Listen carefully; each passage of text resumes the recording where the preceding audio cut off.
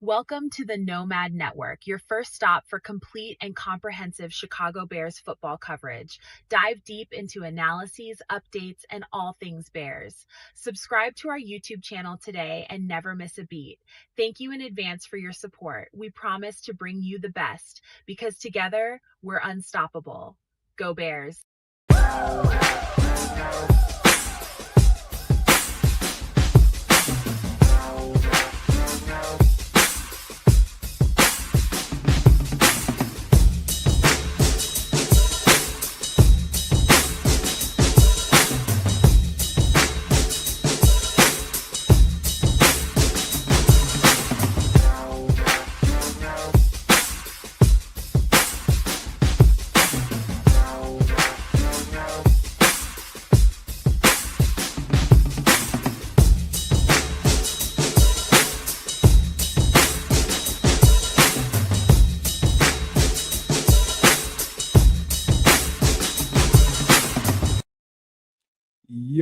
Yo, No Maniacs. Welcome to another edition of Nomad at Night.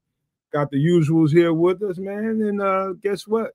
We're still into the bye week, and it is never not gonna be weird to me getting up on a Sunday morning during the football season and watching NFL football, and there's no Bears to be found anywhere.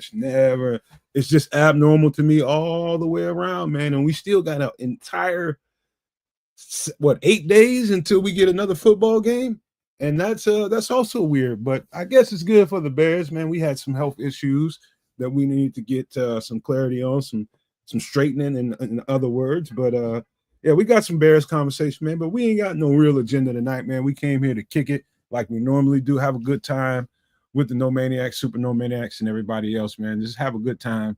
We'll put up the Buffalo and New England game here shortly after we kick it for a minute. We'll put that game on up to keep track of.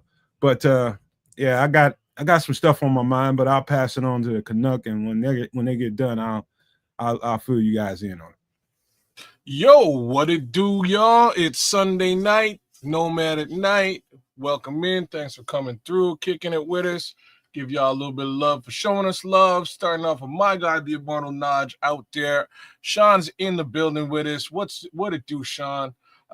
Big shout out to It's Crimson, Yedig, Squeegee's out there holding it down. Hey, good to see you, Squeegee. It's been a minute. Oh, my man, Sean, real Sean. What it do, man? What's popping, Chrome? Everything good, man? Big love to you, man. Who else is here, man? Who else is here? Bear Truth 9's holding it down with us. AC Adam is with us tonight. Terrence Williams just jumped in. Hey, man, it's going to be a show. We're going to keep it rocking with you guys as we always do at about this time. And I'll transition down to my good friend underneath me. His name is 3Rs. What are you saying, my friend?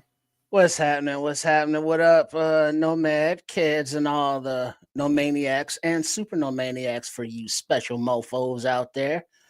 I had to get a good stretch in because on this bye week of a Sunday in the NFL season, I got some nice sleep, even though the NFL was on at the butt crack of dawn with the international game.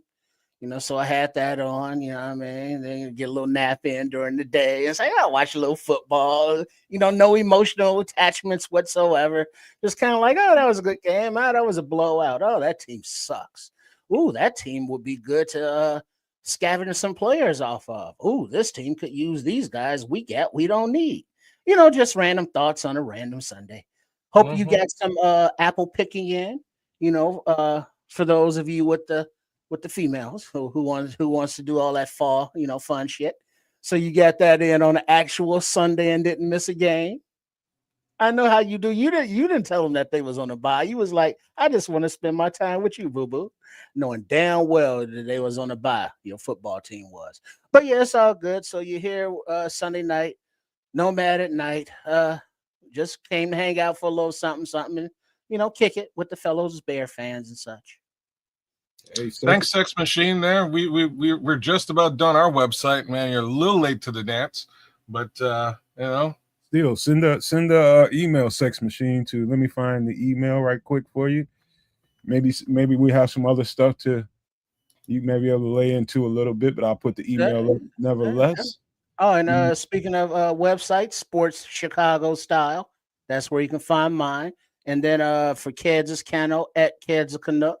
And then Nomad Live Pod 2023 at Gmail for information regarding the Nomad Network, regarding if you want to help out, pitch in, or questions, just email Nomad directly. Once again, at Nomad Live Pod 2023 at gmail.com.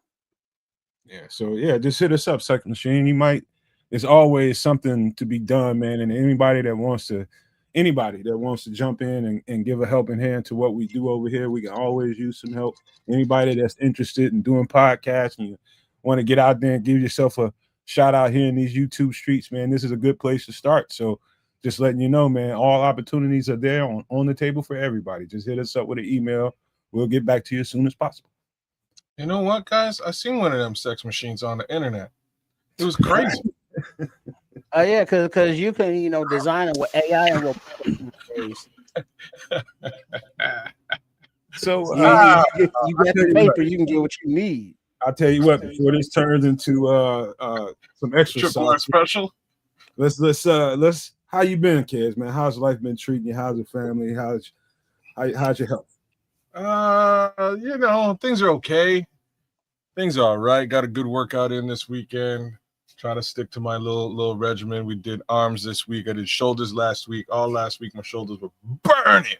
But today after doing arms, my arms aren't in pain. My arms feel good, man. You know what I mean? So it all depends on what you do and when you do it and how frequently you do it. But the last two workouts have been very painful, I truly have to say.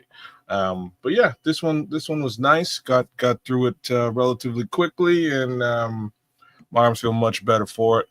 Outside of that, birthday week is done. I had did two birthday dinners. The second was at a fantastic Indian restaurant.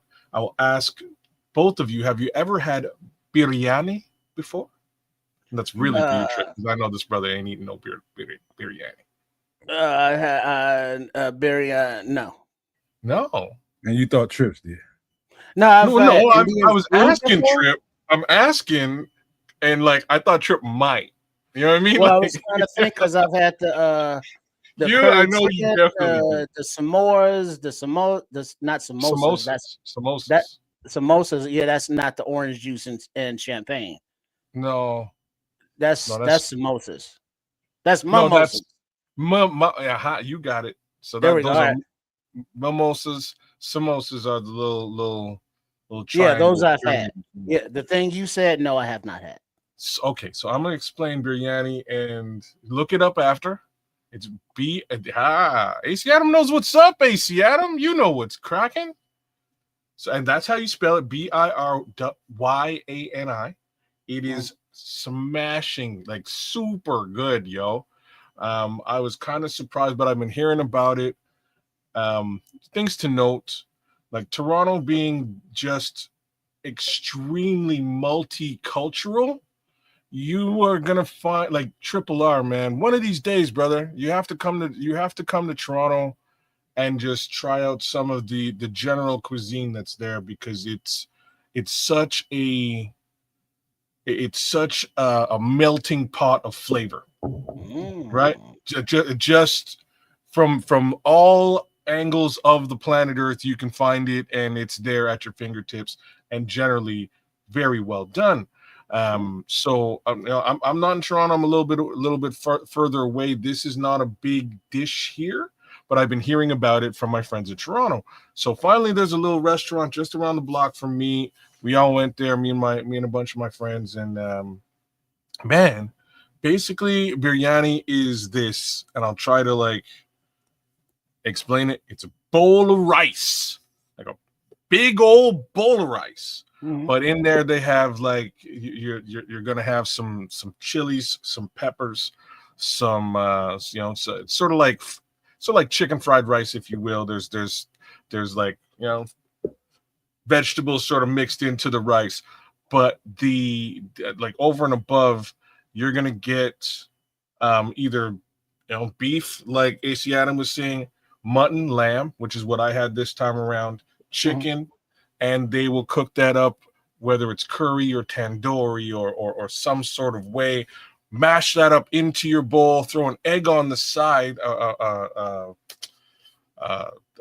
hard-boiled egg on the side, like side of the bowl in there with it, and then you get like a yogurt and like a spicy curry-ish sauce, and that's what you're eating, and it's fire. Like I should go upstairs and long story short, man, awesome meal. I still have like a full lunch worth upstairs in the fridge. It's lasted me 2 meals already. So when I went out and ate it, packed it up, had it for dinner the following day, and I still, like I'm saying, I still have like enough for lunch tomorrow. This is how much the portion was. So shout out to Biryani Wala, big ups. It was delicious. But if you ever get the chance, man. Well, you see, I have seen it. But I think I stayed away from it because of the chilies and the peppers. You know, one or the other I can do, but both, it tears up my boom boom. And they will give it. You can get it. You can get it less spicy. It doesn't have to be spicy. Okay. I wanted the real deal, and like even for me, it was spicy, man. I wish I was lying to you. It had some. It had some kick, bro. You know what I mean? I don't be needing no kick in my boom boom. Well, everybody, keep the questions coming. Keep the questions coming. I'm starting them as I see the football in a we'll second. Get to the football stuff here. You know, but as long as you can get not a baby sample, but like a low spice or no spice version, I'll be down with that. So this is basically what you're like that. Oh, that basically what you're looking at, right? So rice, some vegetable, generally some level of pepper, but you can determine what level of pepper you want. A couple of eggs and some meat, whether it's mutton, chicken, or beef. But bad. Oops. Now, how is the meat prepared? Sorry? How is the meat prepared? It's usually prepared like in stew fashion. Right, so they'll stew it up with curry or tandoori sauce or something like that, and then they'll put it in the pot with you. So like what do you call that? Braised. Yeah. Okay. Yeah. Okay. Yeah. Hey, by the way, braised BTA Brando, I love spicy food. I just gotta. I'm not quite like Trip, but I just know I gotta manage how much intake. I can enjoy some, but if I overdo it, and some people have a tendency to do a little bit of that, and it's gonna get you. What do you call those things that shoot out the fire? Flamethrowers? Well, BTA Brando, until you've had a flamethrower shoot out your tater hole, you know what I'm saying? I can't explain it to you. You know what I'm saying? But once you've had that happen, you will know. You will understand. It's like, oh no. Yeah. That's why they serve the yogurt on the side to help cool it down. All the heat. Probably. He's damn straight on that. That's exactly what it's for. In a little bit, I'm gonna ask you how much did something like that cost you? But $20 Canadian. It was like just in contrast, you can barely get a burger combo for less than $20 Canadian. So when I went there and I had this and I see this massive bowl of food, I'm like, no way, $20? You gotta be kidding me. What is that in dollars? In US dollars, let's call it $15. Okay. Hit me up, Terrence Williams. All I gotta do is hit that email. Hit that email, man. Let me know it's you, and we'll go from there, man. We'll set you up. You want to do a porn cast? What? Come on. Wait, what? Oh, procast. All right, how you been, Trip, man? How's your life been? Sometimes I'll be dyslexic, so I don't know. But yeah, I'm good. It's dyslexic. Yeah, exactly. Did the final game for my nephew yesterday. They lost again, but that was the last game of the season because next week they have a bye, which is the last game of the season. So yesterday was the last game of the season. It's enjoying the the late summer, early, summer, autumn, or whatever the hell we going through here. You know, just kicking it, hydrating, trying to not be so much of a fatty, getting the content going over there, Sports Chicago style over there, at Chef Trips over there, at Trip Kundo, the editing, the content creating, the being creative, you know, life, which is nice. All right, that's cool, man. You guys, man. I guess I'll just tell you guys what's been going on. This is one of the reasons why I love doing these podcasts, because sometimes it comes in right. I mean, all you all being here, sometimes it's right on time. You know what I mean? Just like right on time. Like, I'll tell you why. Give Because him the light version. yeah, You I'm know what gonna I give mean? Like the I'm best I gonna- can say. well, somebody I've been knowing since I was a little bitty boy. He been calling me in mind, man. He got unalived out here right in front of the house. Oh, Uh, damn. yeah, and all I can tell you guys, if it gets a little noisy or I have to pop out for a second, just know it's just getting a little volatile around here. Might have to go see what's going on. But I've been knowing that guy for a long time, man. He's one of the typical, street cats, man. He's just good guy, man. Just always spent his whole life in the streets, in the underworld, just making money however people make money in that life. You know what I mean? He just wasn't a bad guy whatsoever. That's just what life gave him, and that's what he chose. But him laying out there in front of my house not moving, and I see this guy every time I go outside or go out and do some yard work or leave the house. He got conversation from me every single time, man. And I feel a certain kind of way today. I ain't gonna lie to y'all, and it's not good, man. It's again, thank y'all for being here. I'm just glad that y'all are here, so I got something to kind of misdirect where my mind really is right now. So thank y'all for being here, man. It's cool knowing we got this community to talk with each other about this stuff. Yes, indeed, man. As I said to you before, good that you have a show like this to sort of take your mind off of that kind of situation, if only temporarily. So again, yeah, man. Turn things to a bit of a brighter note. 25 in the chat. Let's see if we can get 25 likes right here on the Nomad Network. And then let's see if we can get 25 likes over at Keds. There's over 60 people in the chat, man. We gotta come on, y'all. Hit the like button for us now. Even better. Let's do that. Let's do that over at Keds. Let's do that over at Sports Chicago Style as well. Let's get a little bit of a thing going. Give the homies a bit of love. Yes, triple streaming. Go. All right. Right on, man. So let me get to a couple of let me just start this off like this.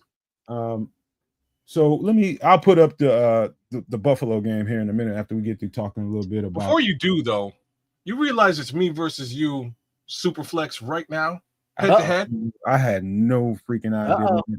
My mind ain't been nowhere near fantasy. I couldn't tell you what's going on at all. Well, I can tell you. So, and I'm damn well gonna.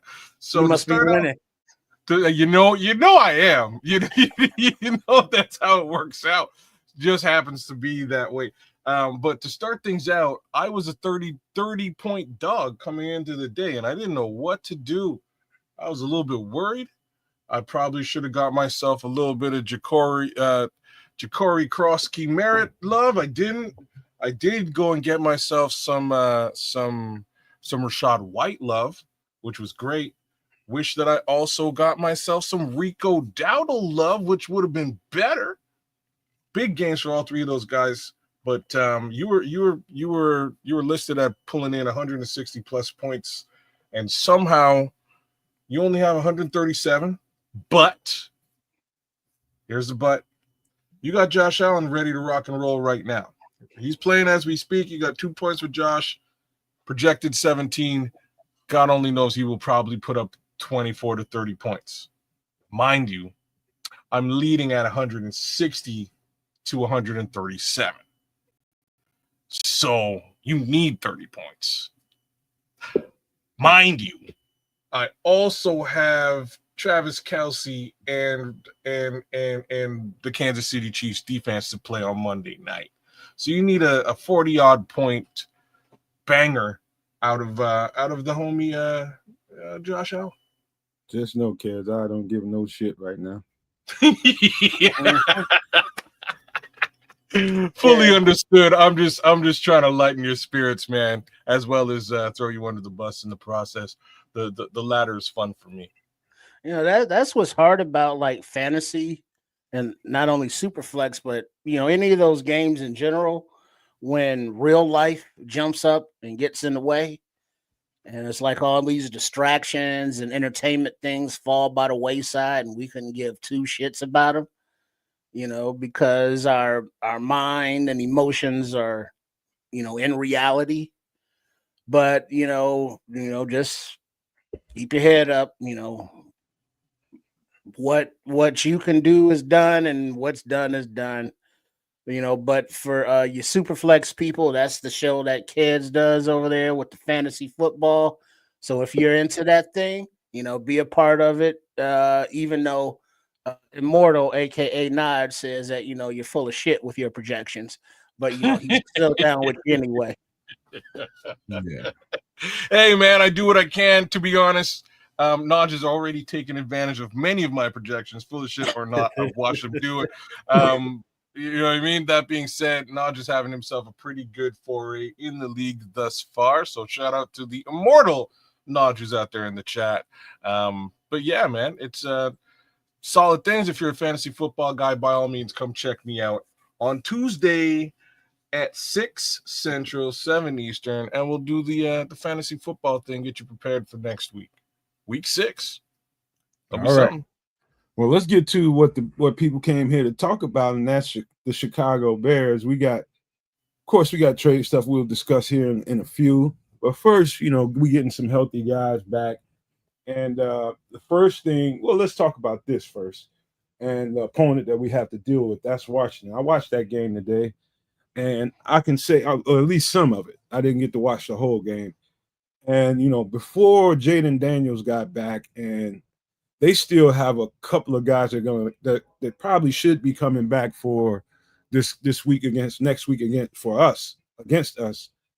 That's without Jaden Daniels, I gave us a pretty good chance to win that game. But with the Jaden Daniels and some of the pieces they're getting back, are they getting back? Are they getting back Terry McLaurin by chance? Possibly, and maybe a couple other guys, Noah Brown, maybe. We'll see. But what's the most interesting thing to talk about to me right now is Theo Benedet, probably per Brad Biggs, probably looking like he's going to get that start at the left tackle. And that's pretty much that's like the focal point to me. Every time I start thinking about how this game might play out, that's the first thing that comes to my mind.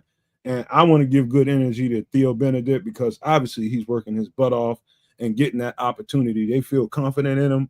I'm just wondering how that's going to play out. Will they overload that side and overwhelm him and try to get him? I just know they need to have a plan for that because I do think they're going to definitely come after him.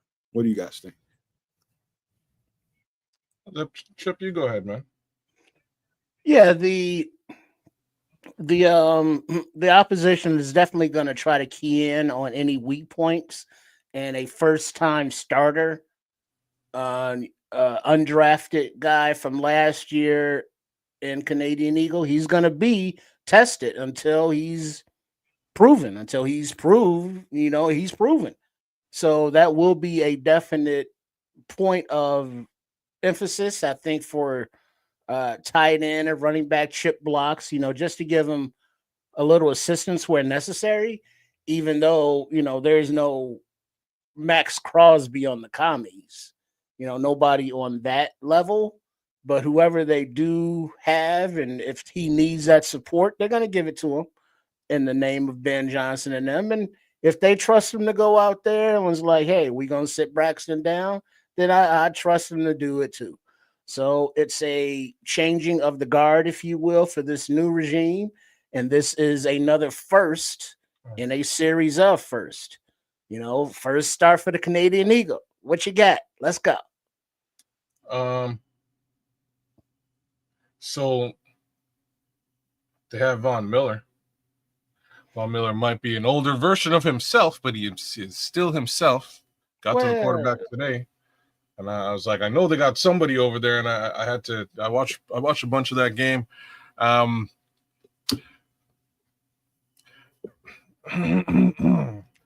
So it's going to be an interesting game because they're not quite the same team that they were last time around. But sticking to the Canadian Eagle situation before we get deeper into the actual matchup, if it was Braxton Jones out there, they'd be keying in on him. So whoever's on that left side, they're going to test out and see whether they're still the weakest link, as the lady from Britain used to say. That's how it's going to go, right? I think Levante Rogers asked. He said, "Who are the edge rushers in Washington?" That would be Dorrance Armstrong, I believe, who they got in the trade this offseason. Yep. And let's just say at least part-time or a lot of time it is on passing situations, definitely Von Miller. Yep. So they got guys that can get after the. They seem to be gelling from what I've seen in the past few weeks, man. They seem to be coming together. I believe they've also got Preston Smith in some capacity. I'm not sure. I didn't see him play at all today. Might have. Frankie Louvu. Frankie Louvu is, I think Frankie Louvu, is he an edge rusher or a linebacker? Well, that's what D Nice is saying. Yeah, I don't know. I thought he was a linebacker. Johnny Newton and Javon Kinlaw, as far as like interior, and of course, and Deron Payne. So they got some guys that can get after it. Frankie Lulu's there too, but he's not on the edge. So it sounds like their strength is mostly interior D line. So I think Cornelius is making a very good point here. You know, just for reference, man, the LA Chargers have been able to move the ball on pretty much anybody. They struggled moving the ball against this team today. Just saying, they're starting to running and passing or both. So I watched a bunch of this game today. A little bit of both. I watched a bunch of this game today. So for some reason they weren't running with anybody that we would think that they would be running with. They were running the ball today with Vidal, who was fresh off the practice squad. Because Omarion Hampton couldn't really do nothing, and then they went to number 28, who is from Michigan. I forget that running back. He's a bigger running back. They just couldn't get nothing going against that bunch. Blake Corum? No. Haskins. His last name is Haskins. They tried to run him. Neither one of them could really get anything going. That's a testament to the defense. Sometimes the defense is good. You can't do what you want to do.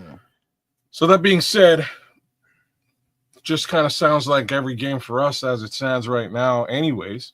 So my thoughts is Ben Johnson will likely be able to scheme some stuff up with the amount of receivers that we actually have. I'm a little bit less fussed, right? Keenan Allen still looked decent in this game. They were able to get to him regularly. They were not able to get the ball to Quentin Johnson very frequently, though, which I found a bit odd. So, I think we've got just enough receiving threat to make this an interesting game. My worry on the flip side is our ability to stop their rushing attack. They tend to hold screen. On. So we're gonna get there, but as far as them going against our tackles, hopefully we get Darnell Wright back too. Hopefully he'll be good for this game. That'll be good. There was a question in the chat earlier about somebody saying something about moving. I think it was Squeegee talking about moving him to guard. I doubt that's going to happen.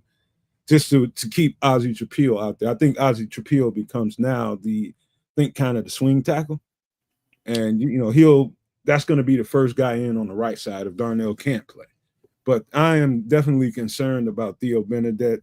I hope he can hold up, man, but I know it's going to be a ton of pressure on him in that game. Well, I think a lot of the confidence will be shown by how many offensive linemen and who is active for, that next game. Are they going to have Theo starting with Ozzy backing up Darnell, and then still have Braxton just active, but not playing just in case, uh, he's got to go in at left tackle. But then if Ozzy's the swing tackle, so now he's in front of Braxton Jones. So, we still have yet to be seen and determined how that's going to play out.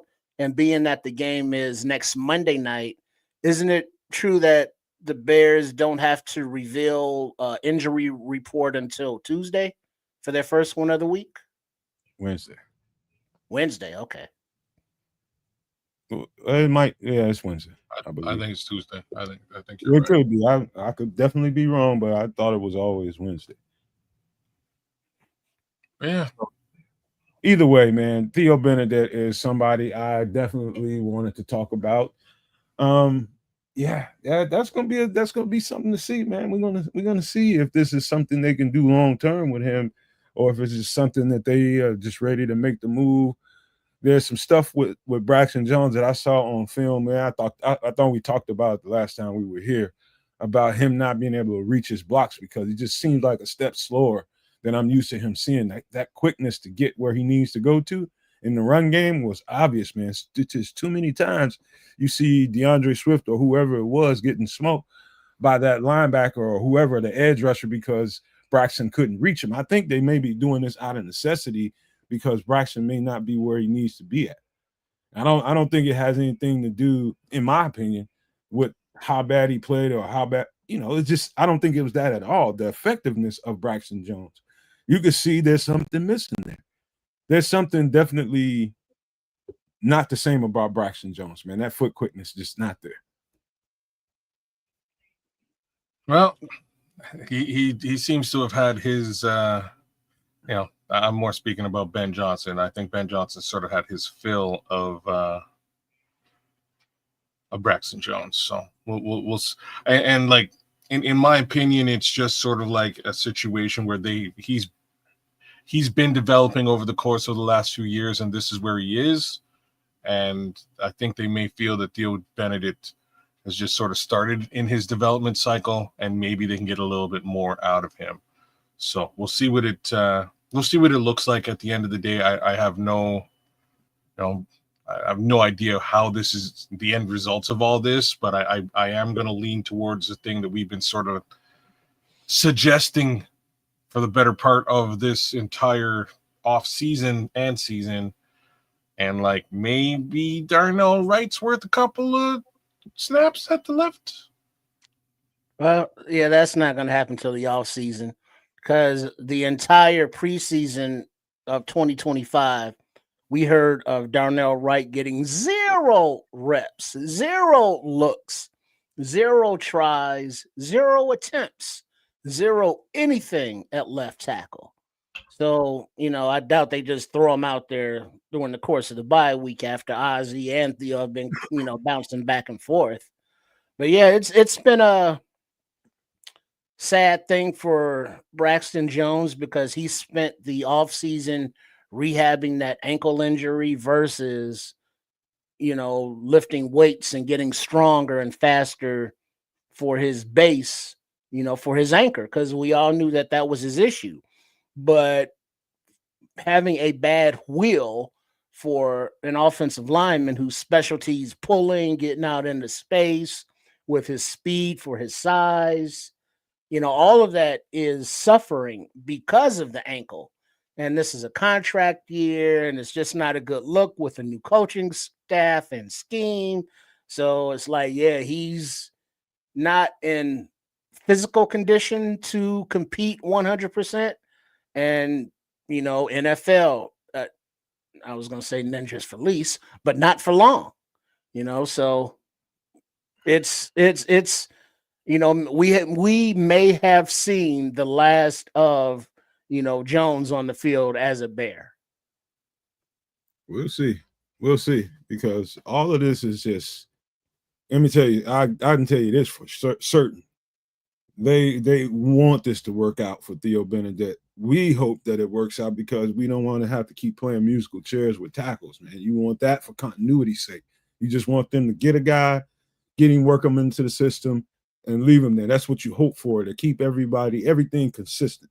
Anytime you got guys moving around as much, it's gonna hamstring the whole offensive line because the lack of continuity, man. Guys get used to playing next to each other now. You got guys coming in and out. That's never a good thing. But the really good teams, they figure out ways to make it work. But this situation is very, very young. It's very immature, and it's still in a space where they're just trying to find that certain amount of continuity, man. So the more we can keep guys in one place, the better for the most part. But that default, who knows how this thing works out. To be honest with you, Trips, I think if something happened with Theo Benedet during that game, they're easily just going to go back to Braxton Jones and try to get him out of that game, and then try to figure out something from there. But that's why I think it might play out if it goes down that road. Yeah, it's going to be a storyline to watch for it, definitely. So, all right. So but a reminder, speaking of watching for during that game, for those that do not know, for the Nomaniacs and or Super Nomaniacs, which Nomad will tell you how to do, make sure you are watching along with us, as this will be another nationally televised game. The bright lights, but your boy right here, Triple R, your boy Kids, your boy Nomad, we will all be with you during the game to give our instant reactions. So join us. So you watch it with a group of fellow Bears fans that you love. That would be us. How you doing? And enjoy the game with us. So make your plans, make your notes, your mental notes, and some of you old fuckers, write that down. But make sure you join the Nomad Network during the games for those live game calls and reactions. All right. Another thing that I would love to be talking. I'm looking at the game, y'all. I'm sorry. I'm apologize for that. I was wondering what's going on over there. defensively getting TJ back. And shout out to Noah Sewell, who did a damn good job plugging and playing for TJ the whole time, man. I was happy to see that the coaches showed confidence in him. They had a lot of confidence in Noah Sewell. Anytime you go from pretty much being a zero on the roster to starting an NFL season with a green dot, that's a lot of confidence given to you by coaches, man. I thought he did a pretty good job holding it down for come on, hey, stop playing around in a Discord, Crimson. Come on, we can hear that. But anytime you're doing that and you give that guy that kind of encouragement, man, he showed up, man. So TJ coming back, I think is going to be huge for us. The run defense, and I'm not saying the run defense sucked because Noah Sewell, not at all. But I know TJ being back, that veteran presence, that guy that he's a playmaker, man. TJ is one of the top linebackers in the league. Period. To me, I don't care what anybody says. He's just a top linebacker in this league. I don't care about his pay grade, any of that. He's just a dog linebacker, man, and I can't wait to see him back out there. So having TJ back, man, what do you guys think about that? That's good shit. That's really all I gotta say about that. I'm just a little confused. I'm just a little confused because Noah, you're right. Like Noah's been playing very well. And I don't know what happens to him if he just goes back to the bench now and is forgotten and lost into obscurity. You know what I mean? Like that's kind of not what I want to have happen. I hope there's some level of, I don't know. All I know is my man TJ on that run defense is going to be a huge boost, especially if he's back in form. Having him come back early before he was not in form, and he was a liability. I hate to say it like that. So if he's still a step slow, I hope that they just sort of load balance and give the bulk of the snaps to Noah Sewell as TJ sort of ramps back up. But that's my thoughts, man. I think he will lend quite a very well to the run defense. Yeah, nah, just saying, Trips, you'll be an old ass man too one day before you know it. Shit, I'm already old ass man. Yeah, I know this baby face, you can't see it, but it all that gray, yeah, and the body in the morning, yeah. But yeah, older ass man. How about that? But yeah, speaking of older ass man, TJ Edwards. He's not old, but he's no spring chicken. He has a hammy. Let that heal up totally 100% before he comes back, because Noah Sewell has stepped up and shown that he can play. You know, Hippolyte is out there and shown that he can play. We don't need to rush anybody back at this point in the season, namely in the name of TJ Edwards and or Kyler Gordon, to have them re-injure anything, because now we're talking the rest of the season and ain't another bye. You know, so this is it. We need to be 100% healthy going forward as much as possible. And so having TJ on the back will help solidify the run defense, because his superpower is more mental than I think physical. You know, he's smarter than he is, let's say, faster. He knows where to be and he gets there. So having him back will definitely help with the constant gashing in the run game. Yeah.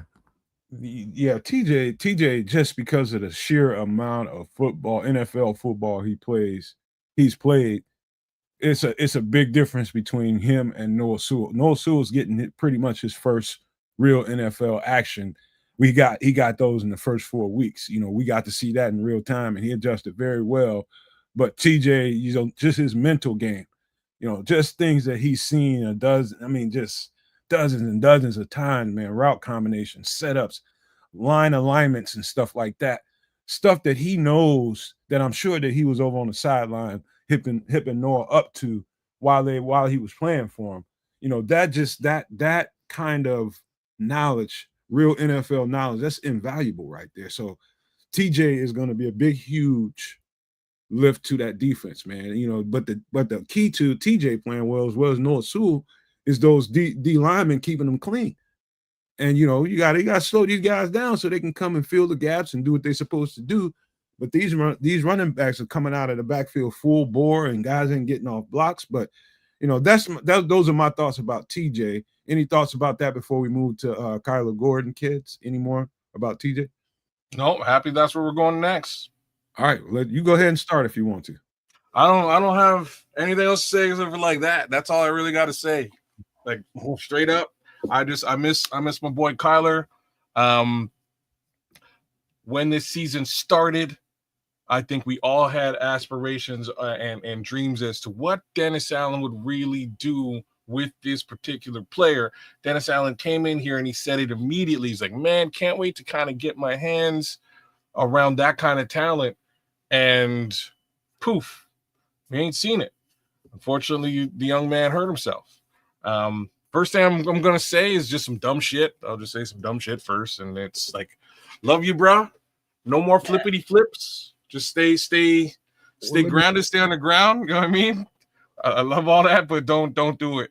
We need you healthy for the rest of the season. Stay healthy, mind your health, and get to the quarterback, nullify that slot, and that's what he does, man. There's really not much more. Let me jump ahead of you on this one, Trish, man. This is what I want to say, and I know you guys remember me saying this probably several months back. It might not even been the season might not have even started when I said this. But Kyler, I'm talking to you, sir.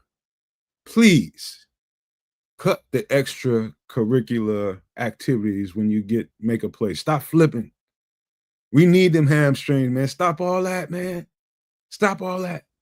I don't even know if that has anything to do with anything, but we need you for the duration, bro. All that flipping, you know what? That is trust me, man.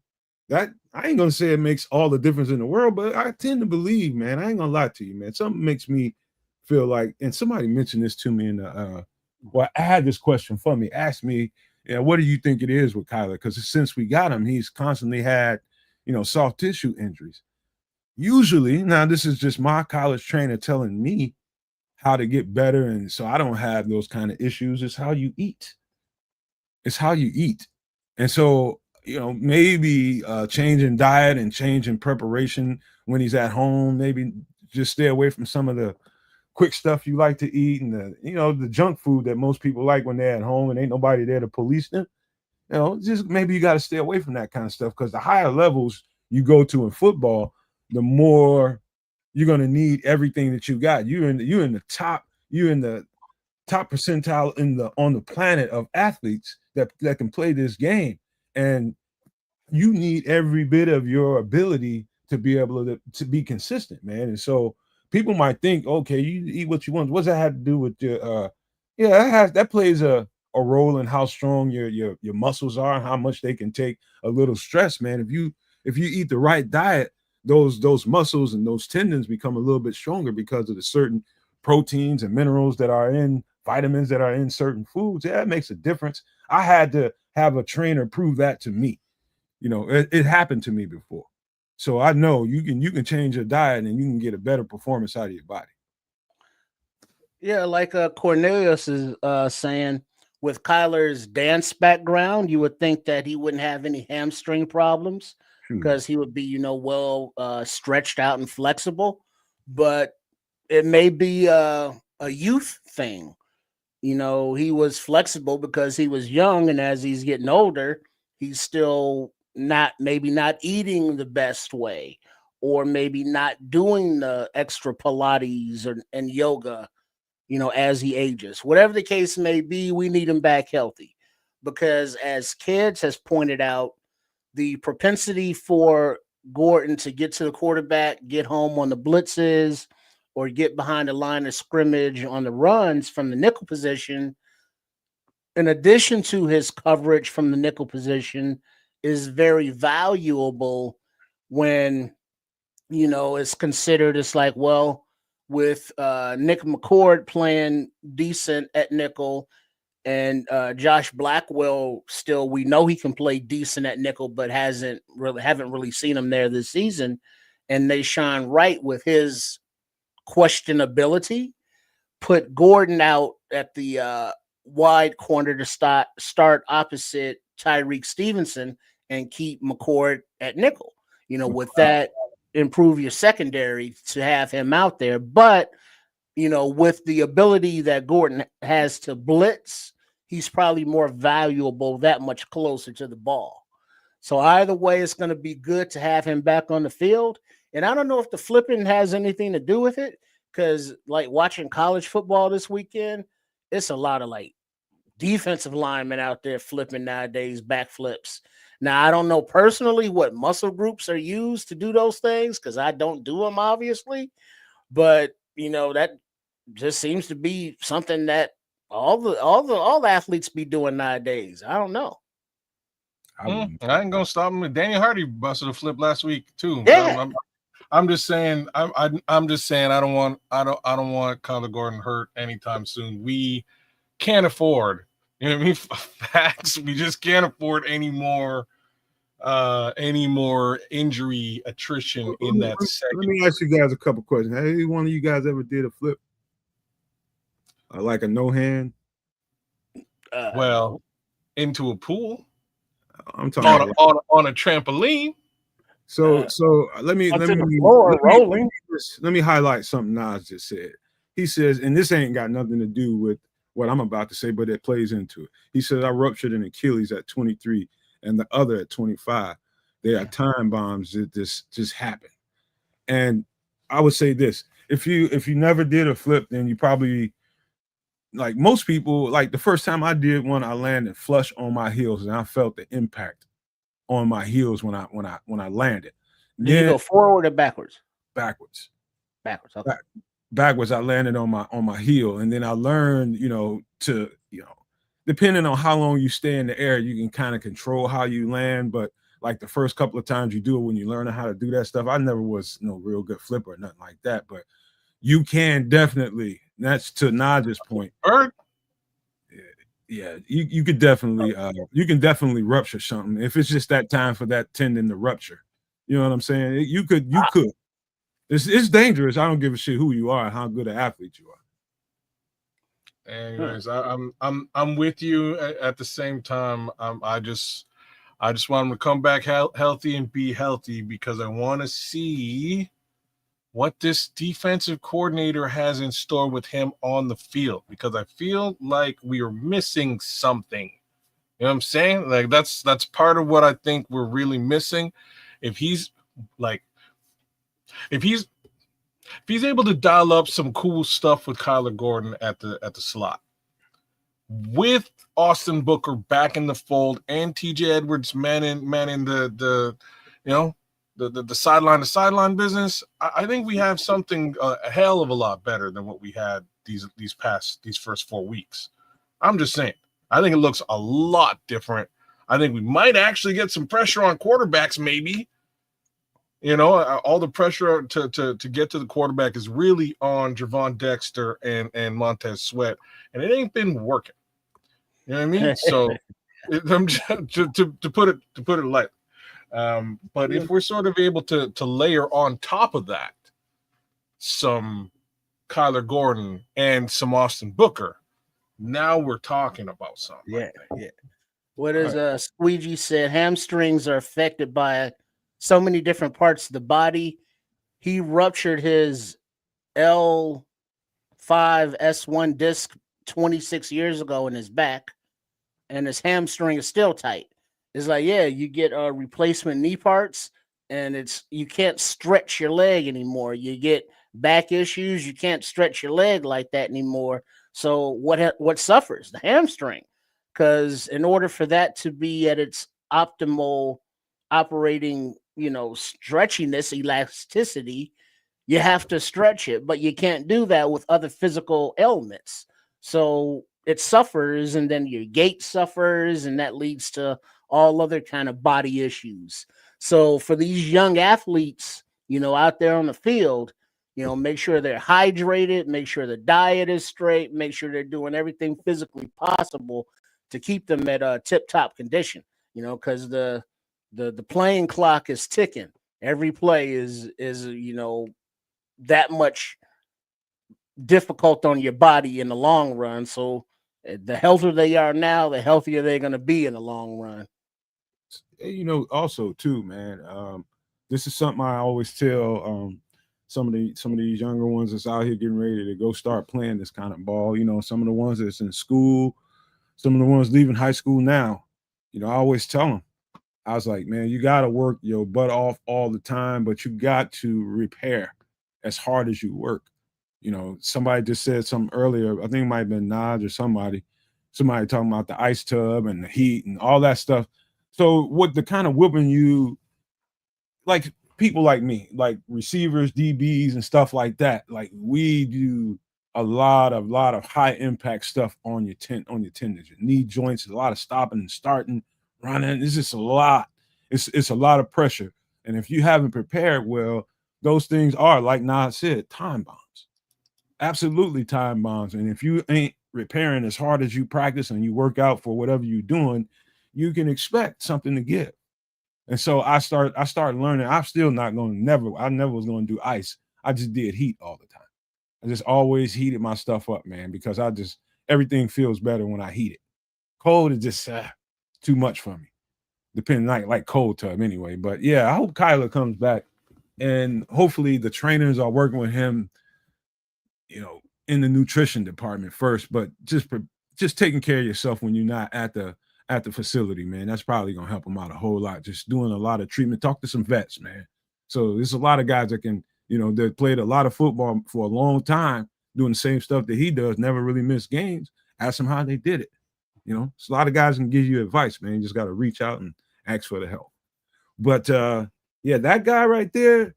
But the other guy, I think, is probably the guy that everybody's going to be paying attention to when he comes back. And that's just because of the looming trading deadline that's coming up. That trade deadline is going to have everybody's curiosity looking at number 94, and that is Austin Booker. And to see if he can bring what he brought in preseason, during those preseason games, if he can bring that kind of impact to the Bears rotation, the edge rusher rotation, so that, if there's any talk of having trade possibilities out there for the Chicago Bears. I know the fans, we're talking about this a whole lot, but we don't know what the hell is going on inside Hallis Hall. It might not even be a consideration inside that building.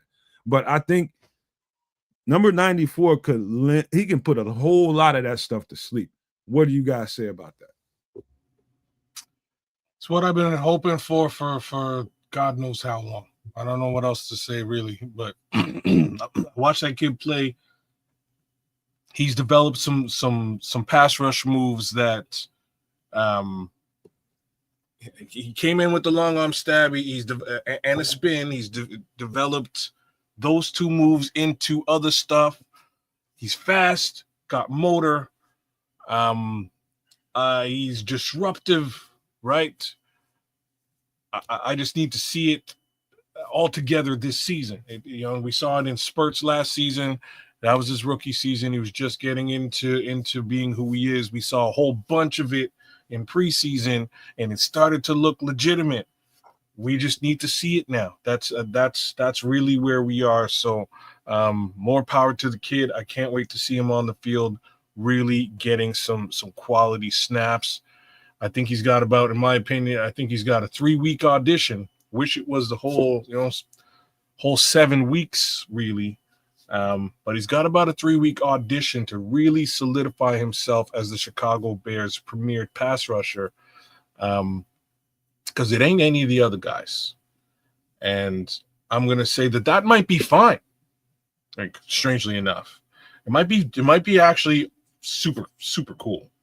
Right.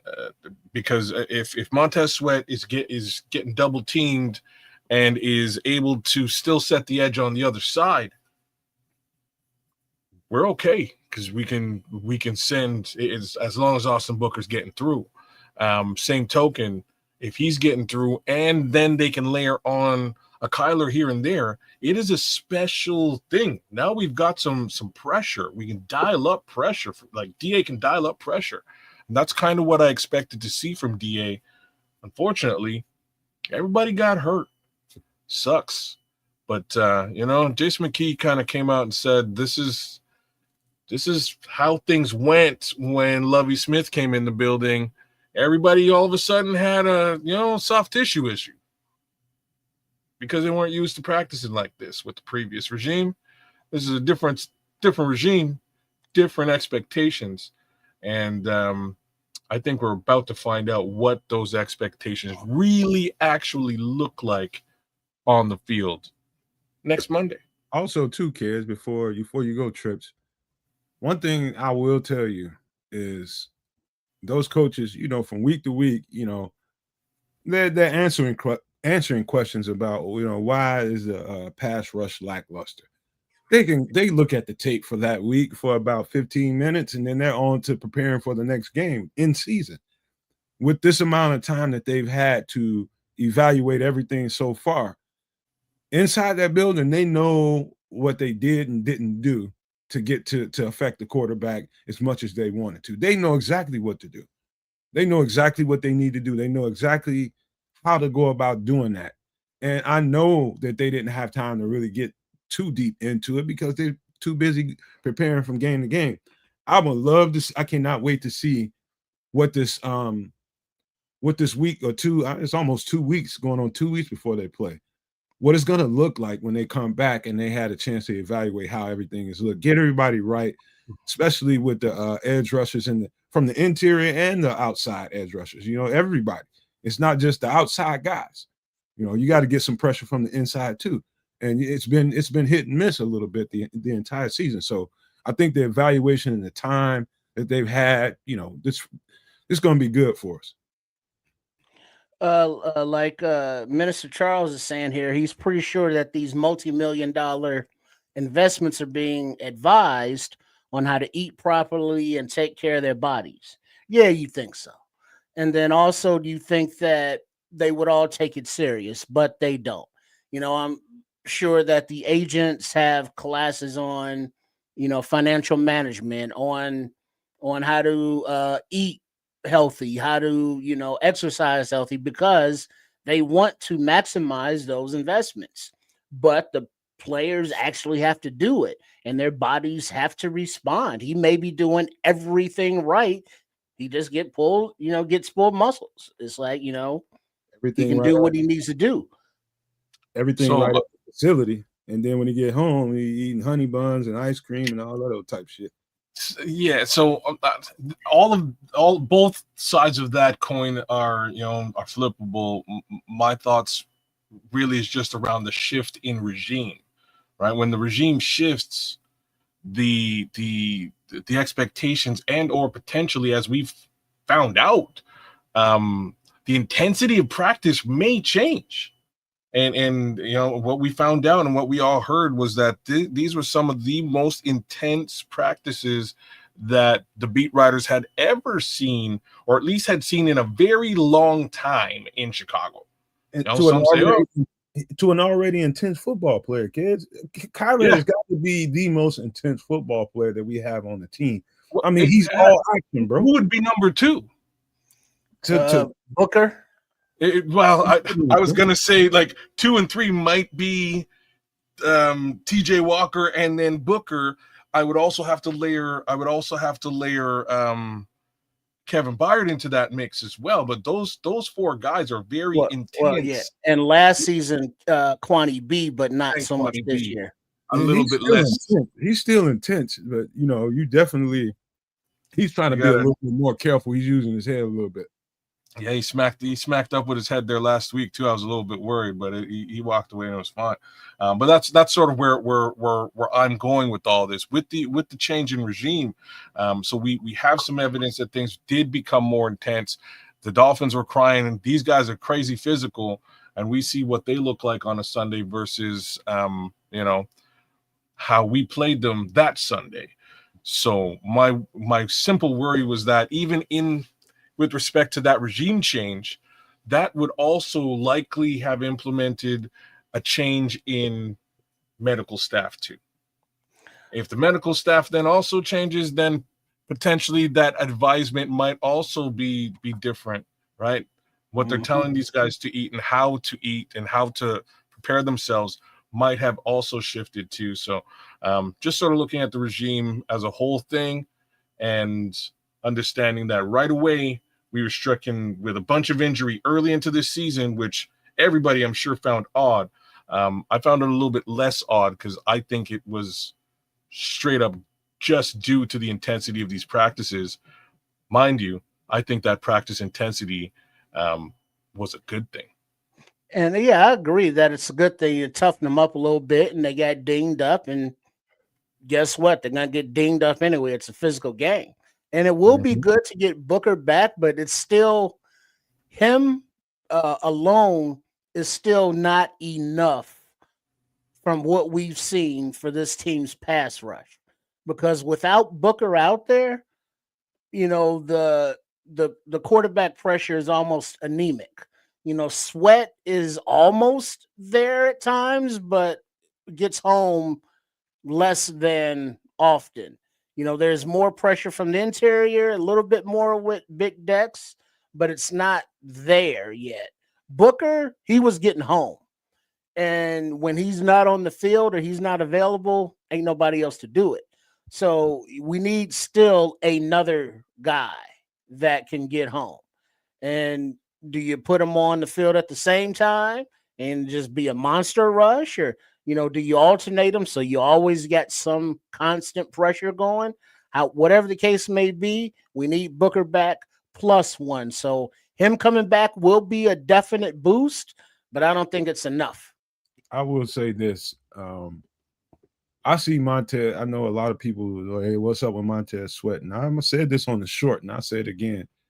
Sometimes you don't always see the results of how good somebody is playing at an edge position unless you see a sack, unless you just check it out and you're like, this guy's moving. He's got the quarterback moving. He's putting pressure on the quarterback pretty consistently when he has to pass rush.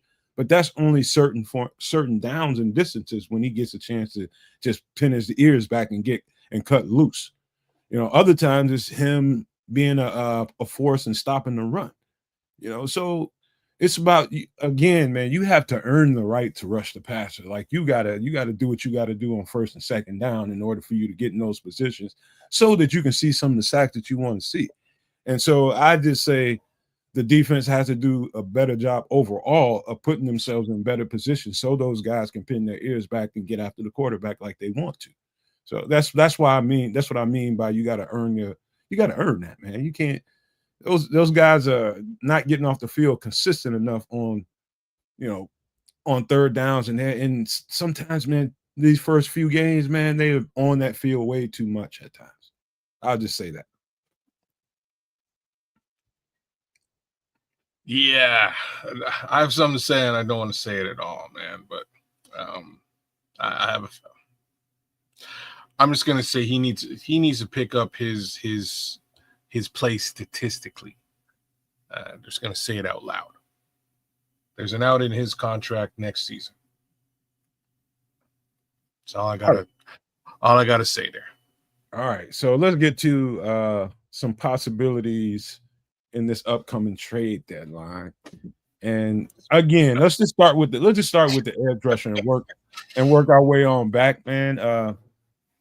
I think this is kind of like an audition for, in my opinion, for Austin Booker in the next few games. The next few games is going to determine whether or not they need to reach out for some help or whether or not Austin Booker is enough. And that's why I said, he's got to get on the field, get the reps in, and let's see what we got here, man.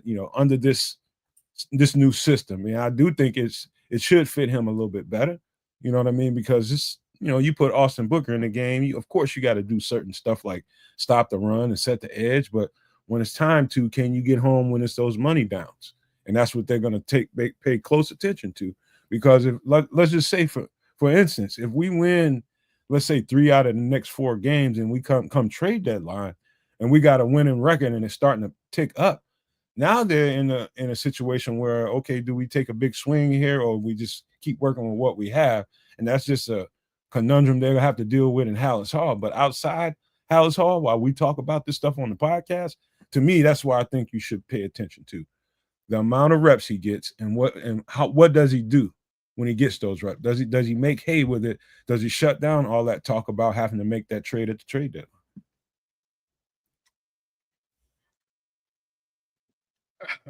What do I add to that, man? You know what I mean? Like you nailed it. It is his audition. We need to see him excel. We need to see him create pressure, whether he gets sacks or not. We need to see him create pressure, get into the backfield much more frequently than we've been seeing the rest of these guys do.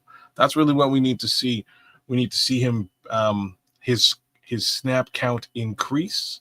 These are the things that we want to see. If all of the above does start to happen and shift, if we see him being disruptive in games, this may prevent the Bears from going out and getting themselves a Jeffrey Simmons like we're seeing in the chat, left, right, and center. I'm going to be super real about this. I don't want Jeffrey Simmons. Be straight up. Yeah, I don't. I have no interest in Jeffrey Simmons. The reason being, okay, sorry, go ahead. I just wanted to know why. Yeah, no, I'll tell you why. Money. Because right now it hampers and cripples us. To be honest with you, making another trade for a top end edge rusher really hurts this team. He's a D tackle, kid. D tackle, edge rusher, like real talk. If he's a D tackle, that's even worse. We definitely don't need another D tackle. Like I'll be frank about that as well. We just paid one $48+ million. We've got a guy to the other side of him who's making in and around $100 million whole contract case scenario, and we still can't get to the QB. What we need is somebody who can. If that guy is Austin Booker, whether he's paid or not, then you can start to make decisions about what you do. Do you really want to bring in a secondary guy to help Austin Booker and create havoc? Now, I can understand doing that. I still wouldn't do it. I'd go into the draft next year and get yourself a guy. That's what I would do. Because again, the guy you're paying ain't getting it done. Well, that's kind of why it's going to be important to see what they do in the next few games. You got it, brother. Everybody's talking about saving assets to, get into the draft and get these kind of players that you think is going to come in here and have that immediate impact. Number one, they are just projections, every last one of them. Number two is, what if we're rising at that time? And I'm not going to be somebody sitting around worrying about what they do with their money. If they decide to go and get one of those guys, I'll be like, hell yeah. If he's an impact player, hell yeah, get him. That's just how I feel about it. I don't worry about that kind of stuff. It's just not. How many DTs can you field at the same time? I think if they even entertain that, it's because something happened with Grady Jarrett that's not good, and they need some help. If you entertain that, that's what that means. Something about Grady Jarrett went bad. Now, if they have to do that, they have to do that. I won't be sitting around mad about it. Well, I would be more of a if they have to do it because Grady's knee or a injury to somebody along the defensive front, that's different. But just the Titans are going to want compensation, so they're going to want draft capital. And then Simmons is not a inexpensive player, right? He costs a pretty penny. So, is that in expenditures that you want to make from both of those buckets to improve your team? Now, will he be an improvement to the team? Yes. But for how old is he? Is he younger? Is he older? How old is Simmons? 27, 28. It's not that. So he's still younger. So his player arc of career timeline still matches up with the team. So he wouldn't be a horrible piece to have. It would just be at what cost and who's he replacing, because it would have to be a replacement and less of an addition, I would think. So you bring Grady Jarrett in to be that impact 3-tech, the guy that can really affect run and pass downs. That's what you bring him in here for. For whatever reason, Grady Jarrett can't. If there's something that we don't know about, they know inside Hallis Hall, and they're starting to make some feelers about what one of these guys might cost, you damn sure wouldn't be mad. I'll let people that do accounting and people that manage these situations worry about that. Let the Bears worry about how much they're paying for them. I'm just not going to do it. If you can get that impact player, you go goddamn get him. It's not like the number is one thing, but it's also the fact that it's likely going to cost us potential draft capital next season too. It's a two-pronged situation, right? So, holistic.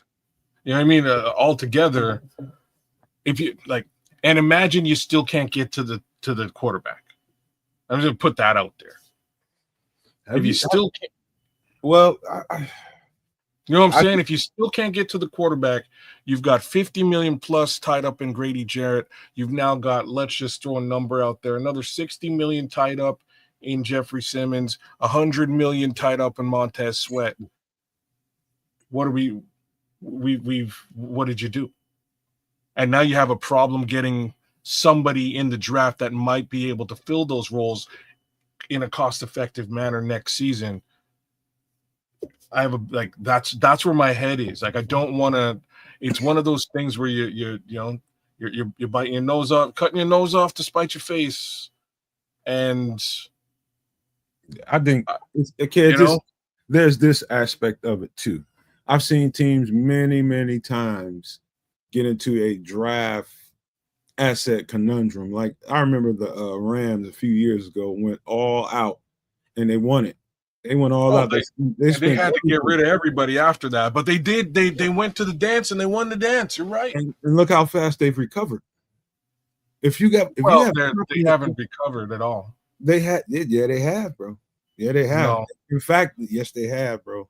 In fact, they've drafted very, very well since then, and they've replenished their assets. They had to let some guys go and not pay a couple of guys, and they did what they had to do to get back on the hunt with the Super Bowl winning quarterback that they have in Matthew Stafford. They drafted defense, man, and they got where they needed to be. I'm just telling you. So I've seen teams Philadelphia has been there before. They've done that. I've seen many, many winning teams do that.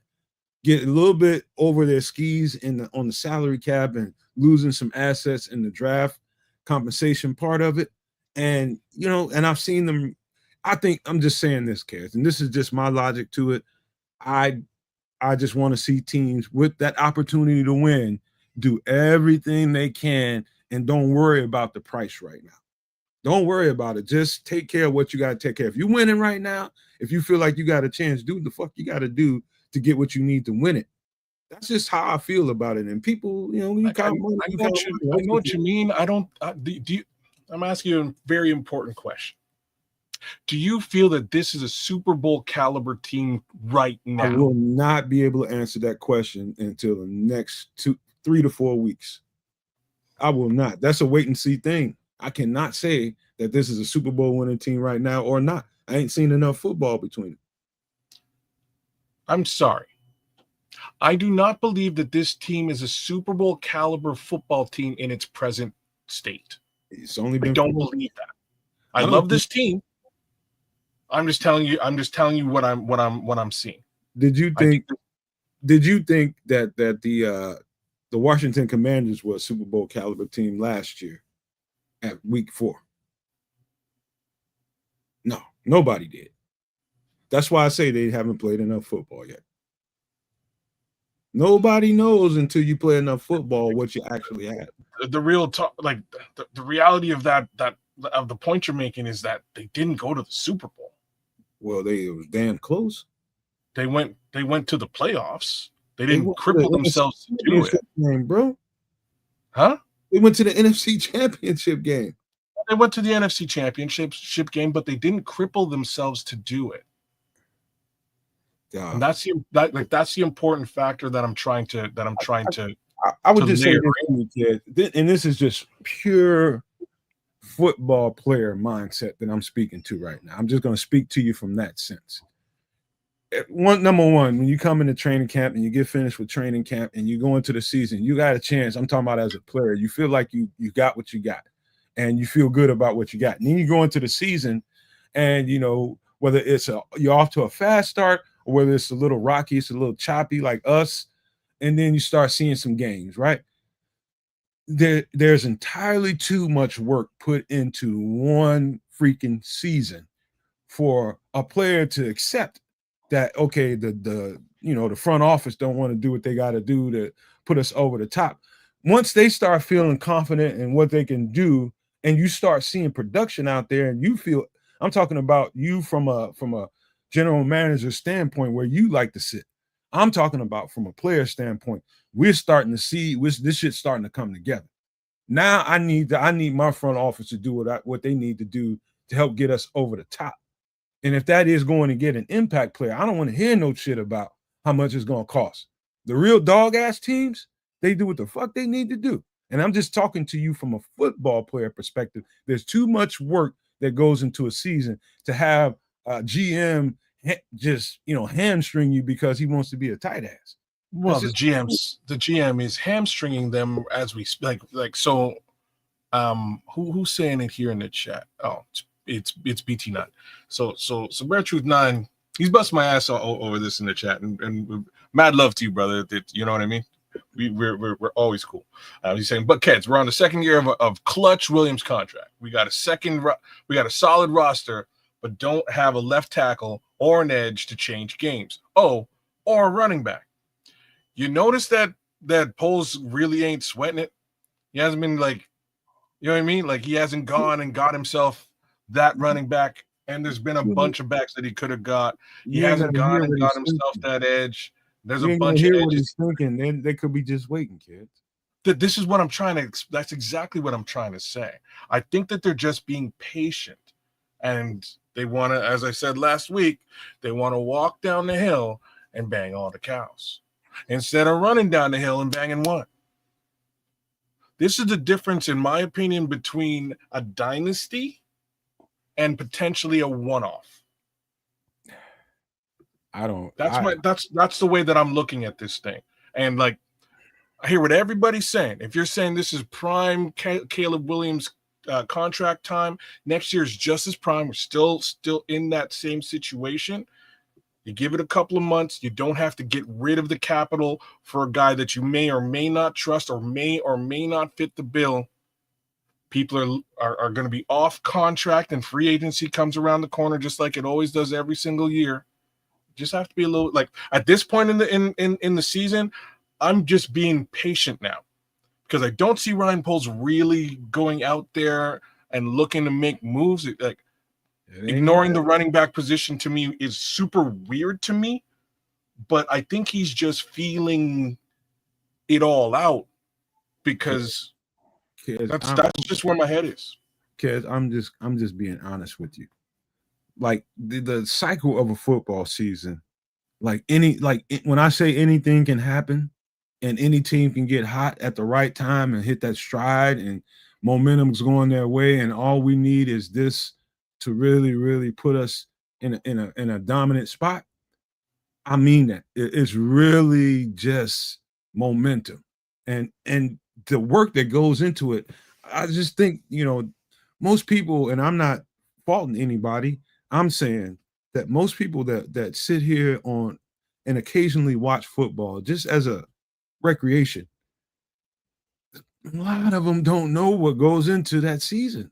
All the work that you have to put in, and to get to a point where you got a little stroke and you got a little momentum and you got a little flow and it's starting to come together. The last thing you want to hear about as a player is this damn GM is worrying about. I don't think this is going to be a Ryan Poles thing. I think this is going to be a basically a Ben Johnson and Dennis Allen thing. Do we feel like we got something here? Yeah. What do we need? And then let's go to Ryan Poles. Ryan Poles might be thinking something towards where you might be thinking, kids. That's just what good GMs do. They try to manage things and trying to make sure they don't get ahead over the skis a little bit. That's just natural good GM stuff. But I'm telling you that those two guys, if this team hits a flow, could overrule that mindset. I'm just telling you. And I have no problem with that. You know what I mean? If that's where we are in 3 weeks, if we're in a situation in 3 weeks where things look super positive and the arrow is pointed up and we only need that one linchpin to make, to head to where we're going, go and make the move. My thoughts is, again, I don't know if I don't think this is a Super Bowl caliber team today. I just don't. I think the roster will be Super Bowl caliber in 2026 because of those three positions that BT9 just identified. Those are the three question marks, and I think all three of those question marks can be addressed in this offseason coming. They should have been addressed this year, but I think they can be addressed holistically over the course of the next 9 months or so, without much pain and without much money. So we'll see what they do. But running backs ain't expensive. You can get running backs. It should be a non-issue when the season's over, whether you get him in the draft or whether you get him in free agency. Absolute non-issue. Not to mention DeAndre Swift, his contract is potentially in flux. Montez Sweat, his contract is in flux. Tremaine Edmonds, his contract is in flux. These are all situations that you can potentially step out of and reshape and shift things a little bit differently. Noah Sewell's really stepping into his position. Cool. We give Noah Sewell that position. We move on from Tremaine. You save yourself a bunch of money, and you can go and get a powerhouse left tackle if that's what you want to do. Or you can get a left edge rusher, left defensive end. So much things that we can do this offseason. It's crazy. That's just where my head is. We just got through talking a hell of a lot about defensive front guys, edge rusher. It's talking about D tackles. The one thing we haven't talked about yet is making a swing for a running back.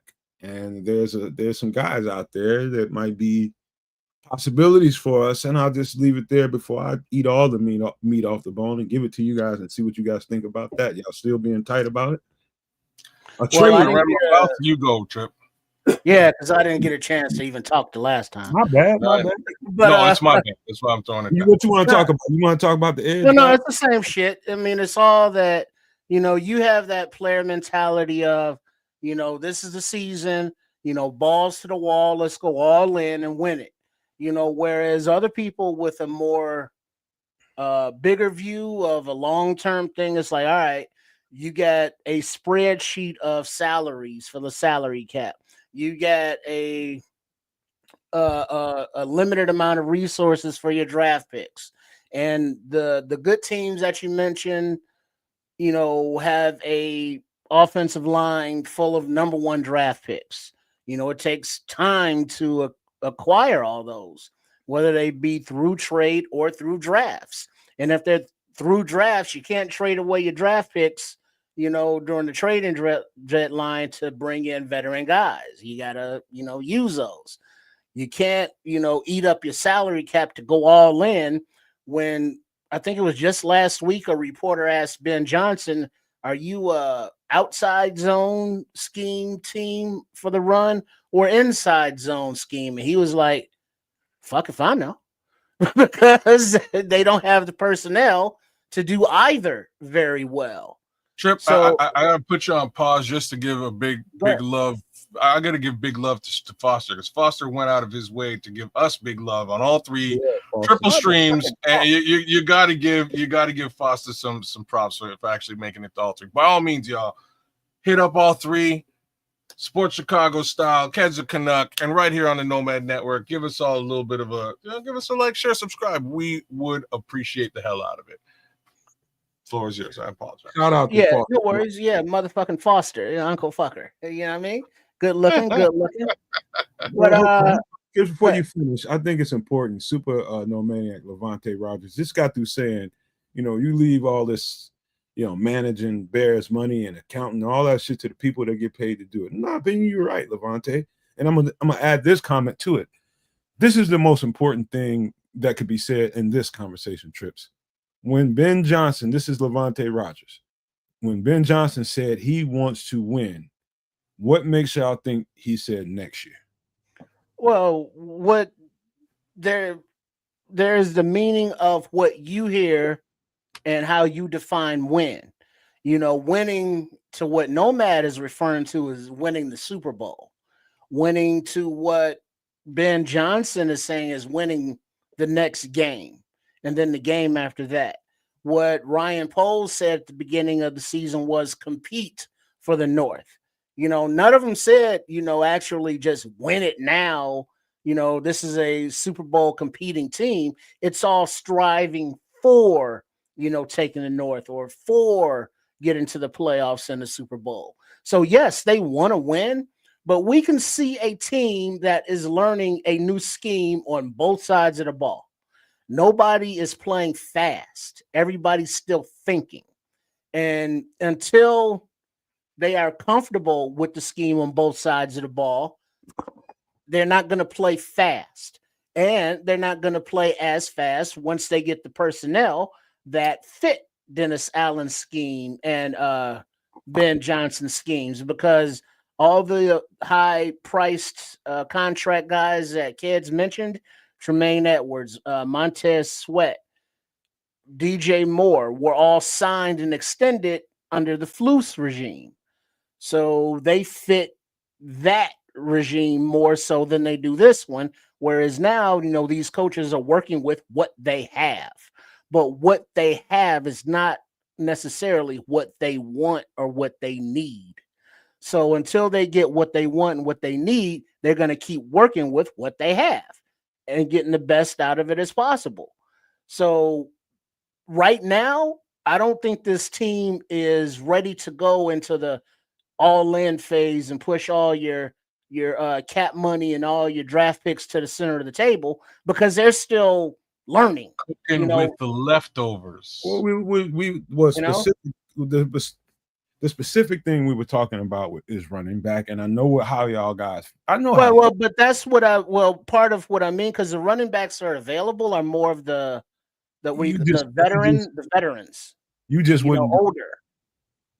Whereas, like we see, like earlier in the season, like in the first 3 weeks, the guys, younger guys like your ATNs, your Martinez's, your Tank Bigsby's, all those young running backs with like an upside have been, moved around to teams where you look at those running back rooms and be like, damn, how are these guys going to even play? Because there's so many running backs deep in that room on that team.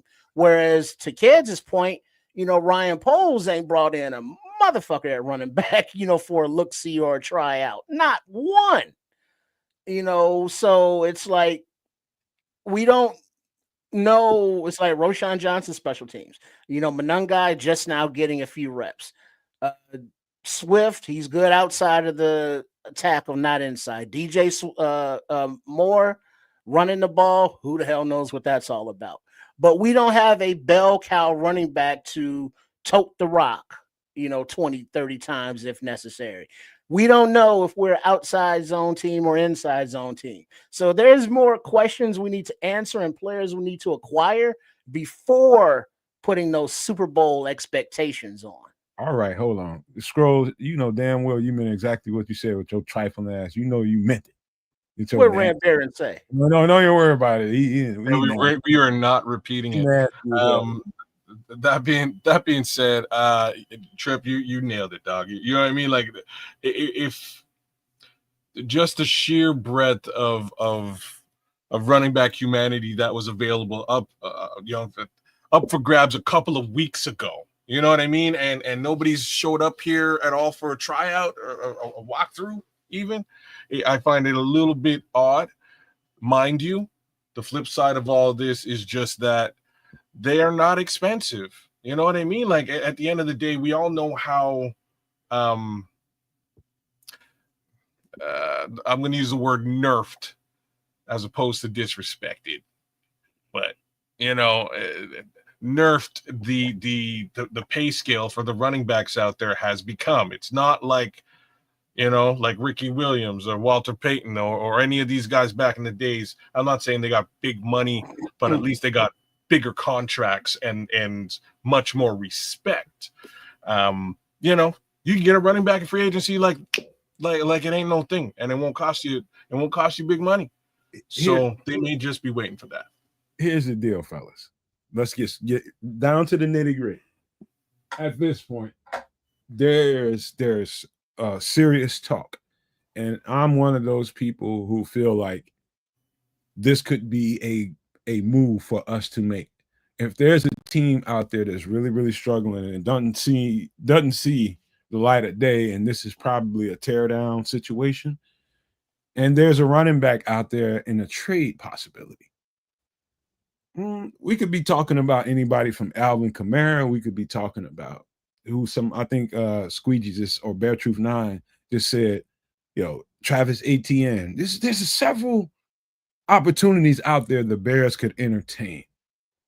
In my opinion, if you want to do something that could immediately really change what we're doing right now, and this is the problem I've had the entire offseason. I don't think they did enough, and I'll say it again. That's the move to make. That's the one that I would be 110% on the board for a trade for. Whatever you got to give up to get the running back that you're looking for, the running back that you need to complement DeAndre Swift, I think that's the missing piece. I think on the defensive side of the ball, I do think there's some continuity that's waiting to happen, and we can get that together a little bit. We can hold on. You said complement DeAndre Swift. Is there anybody out there you think could replace DeAndre Swift? As we speak, that might be in a trade possibility. That's probably the one that comes to my head is Alvin Kamara. Even at his age and his price? Yeah. I mean, trust me, nobody's going to be replacing DeAndre Swift at this point. He's here. He's not going nowhere unless somebody wants him in a trade. And I don't think in that situation, maybe in that situation, they might take on that salary. Well, we're talking about New Orleans. Wait, hold on. New Orleans is trying to get rid of money right now. And so why would people take on money? So yeah, I think that situation, you would just be adding a player to the situation, not subtracting anybody. So Trip is asking the question for future with a broader scope, right? He's not really talking about this single season.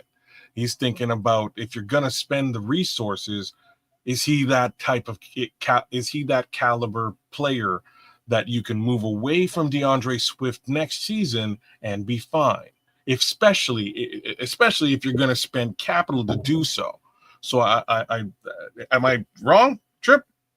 No, yeah, You know what I that's mean? that's Yeah, okay. All right. So that's my thinking on this. Like, specifically, if we're talking about Alvin Kamara, we'll just use him as the prime example. I do think, although the timeline is short, I do think he's an upgrade, like to what DeAndre Swift brings to the table. He's excellent in space and north and south. My thoughts is, just we're not winning the Super Bowl this year. Like, that's my perspective. And if that's the case, I think you start to build your running back by committee, as opposed to replacing the bell cow, or you replace the bell cow after the season is done, and you do it the right way. You keep the trade capital in your jeans, and you grab a high caliber free agent. Yeah, and like Levante saying Alvin Kamara is a future Hall of Famer. Yeah, I get that. Yeah, But I would prefer that we get players on the upside of their Hall of Fame career as opposed to the backside of it. Yeah. All it takes is for us to spend that capital, pay that contract, and for him to twist his ankle. And it just looks ugly. I got something else to say about, like, the whole conversation, but it's a little bit less running back focused. So what if we're sellers? Who would we be selling? And would we get anything for any of these guys? Yeah, it's a few guys you can sell and get something for. Several. Well, hold on. Before we get there, I gotta run away to the camera for a minute. Okay. So if you all want to tell the No Maniacs how to become No Maniacs real quick, I want to be right back, because I want to hear these names Nomad got. Go ahead, man. All right, become a member, please, and thank you. Tier 1, become a No Maniac, it's 99 cents, cost you a buck. Second tier, Super No Maniac, cost you $5, $4.99. Scan the QR code, visit the channel, click subscribe, click join, and you're off to the races. We will have some fantastic discounts for you, among other things, once the website is launched. It is coming very soon. Yeah, we've got some other things cooking up with our guy Crimson right now, to be honest with you. Without letting anything out of the bag, we're doing some very cool stuff behind the scenes to add some. There he goes, to add some additional content for you guys to focus in on and take a look at and enjoy. So we're gonna have some really cool stuff, and we're gonna layer that over top of what we do on a regular basis, just to, again, give the Super No Maniacs that much more bang for their buck. So that being said, scan the code, grab your phone, join, and become a Super No Maniac. All right, take that down for a second. Cool. Make sure everybody hits the like and subscribe to all 3 channels. Of course, over here at the Nomad Network, but make sure you go. There's three streams going, and thank you, my guy Foster Covers, but we got to get on the show soon. Thank him for letting everybody know there's 3 streams going, and please go make sure you flower every last one of them. Kez' stream and Trips' stream as well. I think Trips asked the question of, who or what, somebody asked the question, who would you trade and who has value? Okay, Kez. Just trust me when I tell you, anybody could be moved with the new regime coming into the building. Pretty much anybody on the roster, unless they drafted them. Anybody. I don't care how we feel about them, whatever trade value you might associate with that individual, but there's key guys on this team that could get moved at any given time if they decide to go down that road, and there's significant value attached to any one of them. So just know that. Well, 5-win teams traditionally have a hard time getting value from their top players. Just a factual statement that I'd like to make. And I'd like you to really think about that. It is more likely that we will wind up cutting bait with these players, like we always do, and getting nothing for them, like we always do. And this is the for worry that I Braxton have. Jones, if we don't get but draft capital for him, supposedly because of his position in his contract, he will be signed as a free agent by somebody as a left tackle, and For depending big on money. that contract amount, that would be a comp pick. So there will be something in return for him at least. But that says nothing for a possible Roshan Johnson, says nothing for a possible Montez Sweat. Does another team want him? His contract is what it is. It's not the top anymore like it used to be. He's still a productive player. Does somebody want him? You got to think of guys on this team that would have value in other systems or on other teams. And particularly guys that we don't think are going to be re-signed here or fit Dennis Allen or Ben Johnson schemes. So all of those players are eligible to be traded. Now, just because we're buyers doesn't mean you can't be sellers. And if you're sellers, doesn't mean you can't also be buyers. So it's going to be interesting to see what Poles does, because the building of through the draft is one thing, and then trades, that's something different. But then on the way out, you want to get value for the players that have value and not let them walk for nothing. So it's a both sides thing. Are there players out there who can improve the team? And are there players on the team that we know aren't going to be on the team that we can get something for? So that's the fun part of it, not just how do you improve your team by who you bring in, but who you get rid of and how. Super well said. And I just want to touch on the Montez Sweat piece, because is there a team out there that would be willing to take on that salary as well as potentially give up capital to us for Montez Sweat, given his tenure here thus far? And I think these are I think that's a very interesting look into whether we're more likely to cut a Montez Sweat next season, as opposed to whether we would actually get capital for him, maybe even in a couple of weeks, right? Braxton Jones that you brought up, I would be surprised if they don't, especially at this present moment, if they don't look to shop him around. Even then, given the fact that he was just benched, is that a particularly good look for another team? Wouldn't it be a better look if they just waited the season out and got him for free? Just interesting looks. Allow me to say this. Number one, when it comes to the Bears and anybody on this roster, when it comes to a buy or sell situation, let's just say sell. We go that road. We talked about buy pretty good.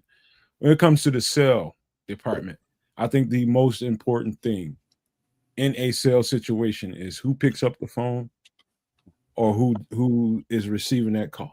Because look at Levante's comment there. Supernomaniac Levante, big ups.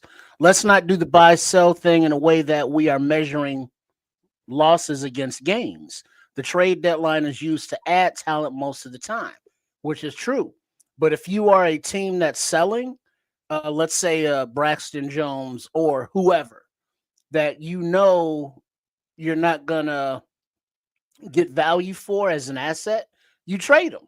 Because anybody that you're trading, of the guys that we've mentioned, are not parts going forward. So you are improving your team by subtraction because you're getting the draft capital for them, or you're getting the cap relief, whatever the situation may be. So even though you're lessening a player or players on a team, sending them away in a trade, you're getting something back for them. And if you're not going to lose them anyway, you have to flip them that kind of way to keep, your assets flowing. So it's not a get rid of guys and trade them away. And now it's like, oh, the season's over. We suck now. It's like, no, you can still have a very good team and maybe even a better team by getting rid of some people. Well, just for the record, everybody that's listening and watching, thank you all for being here. Make sure you hit the like and subscribe for all 3 channels, man. And thank you again. Thank you for being here, man. Listen, at the end of the day, I ain't gonna lie to y'all, man. I don't like talking about, the thing is, we just have opinions on the outside as to what the Bears should or shouldn't do with any kind of dollar amount paid towards a player or any kind of draft capital given or received. It's just, we have fun talking about it. And I ain't gonna lie, it's not that much fun to me, man, because it's all speculation from our standpoint. What do we want to see happen? That's basically what everybody's telling you, their virtue. That's all it is. Really, it's all it is. You might have a personal thought about what to do with this player or not to do with that player. Just know it's just everybody's opinion. That's all it is. Personally, I just want to win, and it doesn't really matter to me how we get there. It doesn't matter. I know, and that's why we have. It's exactly why we have this conversation, because most fans sort of look at it with that view. And I kind of want the fans out there to also understand that it's a business. You know what I mean? Like there's other angles to this thing, and this is why a GM actually exists. You know what I mean? There's other angles to this. So BT9 is actually asking me about the Montez Sweat contract, to be more direct. Basically, Bears have an out this off season where they cut bait. It costs them $8 million, and away they go. They wash their hands of the situation. The contract they would be trading is basically $50 million left over, which is pretty crazy. And I don't know who wants that. Mind you, $50 million might not be the most you can pay for an edge rusher, you know what I mean, for a defensive end. So maybe that is palatable to a team, but that's only for 2 years. So again, 2 years, $50 million, $25 million a year. That's what the conversation is for Montez Sweat. If you are, let's say, the Kansas City Chiefs, and you are burgeoning into the playoffs, that might be something you can swallow to get you to where you need to go, and potentially you can offload some capital, because the fact is, if you're headed deep into the playoffs, you're not really giving top capital in the draft, right? You're giving back end capital. So like that's the best way to sort of look at it. But it ain't nice. Like it's not like really super palatable. It's $50 million. It's a good chunk of change for 2 years of an edge rusher who statistically hasn't done all that much. Well, like Bear Truth 9 is saying, he loves looking into the cap. He's one of those cap nerds, and it paints a clear pic on that he finds interesting on what teams are eligible to do, what they have to get creative, cap wise to do. And if it's a contending team and they're like, hey, either due to injury or whatever at the trading deadline, we need a Montez Sweat, we need a, God forbid, DeAndre Swift or whoever. And it's like, look, we'll eat the contract. DJ Moore, his name keeps coming up. And this is the one that makes the most like, and he like, before y'all go there, just know we got to get ready to get out of here. We're trying to get out of yeah. Unless y'all want to keep going, it's up to y'all. It's up to y'all. Well, I mean, once we finish this, we can be, done. Okay, that's funny. But yeah, DJ Moore. But I wouldn't like Cole Kmet his position is way too vital, I would think, in this offense. To whereas, in offense wise, Swift is replaceable. DJ, we got receivers coming up behind him. And it depends on Montez Sweat in that contract or, whoever. But, those are the names that are available with talent, who are under contract, who are expensive, but are locked in so other teams can be like, all right, we can maneuver that. So it's just who going forward does Ben Johnson, Dennis Allen, decide that it's like, yeah, we can work with these guys and not these guys. And, once that's conveyed to Ryan Poles, then it's his job to try to move those guys that he knows that have no future here. So I'm so for all the folks out there who were suggesting that potentially they trade DJ Moore, I'm not sure if that's even possible. So I'm pretty sure earlier in this season, DJ Moore signed a restructure. Very sure. I'm looking at his contract now. It doesn't look like what I was looking at earlier in the season. Kids, you're gonna go too far. It's gonna let y'all want to get out of here at 2. Y'all want to keep going, whichever one y'all want to do. Now we can go for a little bit longer. Well, what I'm saying, we can still shut it down real soon here. I'm just saying that I think DJ Moore is probably here for. So these next 2 seasons, there's $60 million owed to him. So I think he got paid up front this year. They got a bunch of money pushed up front, and next season they would have a $35 million cap hit if they got rid of him in 2026. DJ Moore ain't going. Are you looking at cut, or are you looking at trade cap hit? Remember, that's 2 different tabs. Drop the little drop down tab. You can't. They can't cut him either because of the restructure. Like the restructure, if they cut him, they would then. Yeah, but when you trade, but if you hit that trade tab, do those numbers, are they still so dramatic for the Bears cap hit wise? If I'm just looking at trade,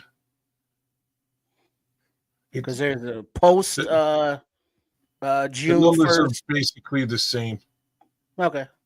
You know what I mean? The numbers are, because what they've done is they've restructured and they've pushed, I think, $50 million. It's 43 and change. They pushed that up. They pushed it forward. So he got a massive bonus this year that allowed them to free up that cap as bonus. You know what I mean? Because they paid it to him as bonus, they're able to free up that cap and utilize it. So they pushed it up to this season, which means that there is now 35 plus 8 plus 4. There's about $50 million owed to him just in change here, roughly. And that's the bulk of it comes in 2026. So unless somebody wants to take, you know what I mean, next year, and that's when we would get hit the hardest. Now somebody could take on the remainder of this contract in a trade if that's what they wanted to do. Meaning there's again $50 million for him over the course of the next 3 years, and 4 years and a void year. Well, but for the quality of player that he is, that's a hell of a bargain. It's not terrible. It's not terrible. Yeah, because they're receivers nowadays that are, what are we at now? 33 million, a year for receivers, and DJ is like what, 25 or so, something like that. He's 23. He's basically 23 a year. That's what's listed here for him over the course of the next 4 years. Yeah, that's a budget. It is. The cap hits are huge here, though.